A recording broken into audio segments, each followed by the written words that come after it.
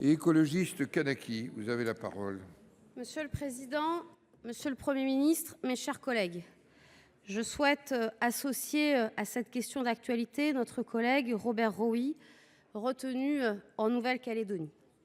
Comment ne pas constater, monsieur le Premier ministre, que votre jusqu'au boutisme et celui du président de la République a plongé la Nouvelle Calédonie dans une crise profonde, marquée par la violence. On dénombre déjà des centaines de blessés, dont un gendarme très grièvement.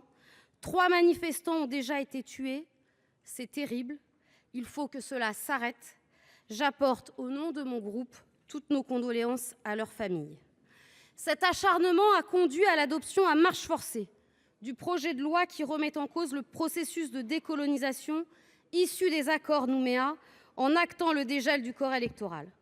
En faisant cela, vous avez permis de faire vaciller la paix civile. Cessez donc vos éléments de langage.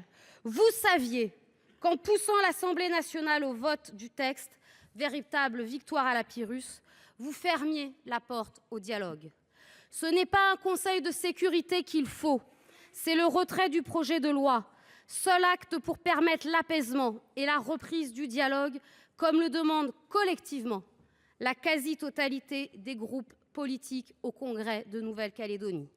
Il y a 1 heure, l'état d'urgence a été annoncé. Cette décision signifie la faillite de votre politique. Je l'affirme solennellement, c'est une faute lourde, démocratique, d'avoir recours à l'état d'urgence pour imposer un projet de loi de surcroît constitutionnel. Monsieur le Premier ministre, vous pouvez, vous devez stopper cet engrenage. Allez-vous retirer le projet de loi constitutionnel ? Pour vous répondre, la parole est à monsieur le Premier ministre.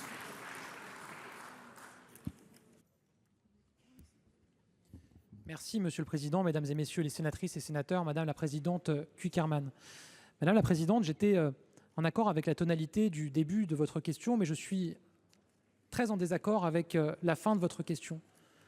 L'état d'urgence n'est pas instauré pour un projet de loi, l'état d'urgence est instauré pour protéger les Calédoniens qui sont victimes de ces violences depuis plusieurs jours maintenant.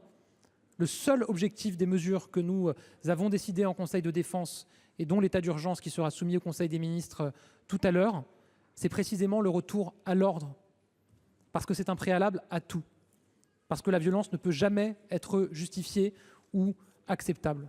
Pour le reste, j'ai déjà répondu à 2 reprises à M. Patriat et à M. Kanner. Je veux rappeler le processus qui a été conduit ces dernières années par le gouvernement, par Sébastien Lecornu, alors ministre des Outre-mer, par Gérald Darmanin, ministre de l'Intérieur et des Outre-mer, qui a conduit à pouvoir tenir ces référendums, à l'élaboration de ce texte qui a été adopté largement par le Sénat, adopté largement par l'Assemblée nationale. Et je le dis ici, évidemment, la situation est d'une très forte tension. Et je salue la responsabilité de l'ensemble des forces politiques calédoniennes qui ont appelé au calme et qui ont appelé à la fin des violences. Je crois que nous devons toutes et tous, et c'est ce que je veux retenir des différentes interventions, nous hisser à cette hauteur-là et à cette très grande responsabilité dont font preuve les forces politiques aujourd'hui. Pour le reste, je le redis une nouvelle fois, notre main est toujours tendue, nous sommes toujours ouverts au dialogue. Je souhaite évidemment que la rencontre avec les forces politiques calédoniennes que nous avons proposée puisse se tenir très rapidement. Madame la présidente. Monsieur le Premier ministre, le dialogue ne se décrète pas ni il s'impose. Il se construit dans le respect des forces en présence. Avec la méthode qui a été la vôtre, vous avez attisé le feu. Il est temps maintenant de l'éteindre et de reprendre sur de nouvelles bases la construction d'un avenir meilleur pour le peuple kanak comme pour la République française.